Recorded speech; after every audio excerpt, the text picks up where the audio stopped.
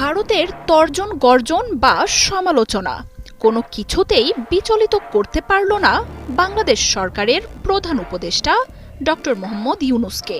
আবারও প্রধান উপদেষ্টার বক্তব্যে উঠে এসেছে ভারতের সেভেন সিস্টার্সের প্রসঙ্গ।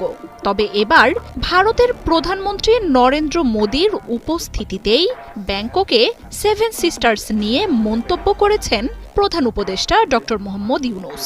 বিমস্টেক সম্মেলনে আঞ্চলিক নেতাদের সামনে আবারও তুলে ধরেন ভারতের এই অঞ্চলটিতে বাংলাদেশের ভূমিকার কথা। এর মাধ্যমে অলক্ষ্যে ডক্টর ইউনূস বুঝিয়ে দিলেন, ভারত যাই বলুক, বাংলাদেশ ছাড়া সেভেন সিস্টার্সের গতি নেই। সামুদ্রিক পরিবহন সহযোগিতা সম্পর্কিত বিমস্টেক চুক্তি এই অঞ্চলের মধ্যে বিশেষ করে স্থলবেষ্টিত সদস্য দেশ এবং ভারতের সেভেন সিস্টার্সের সঙ্গে যোগাযোগ বৃদ্ধিতে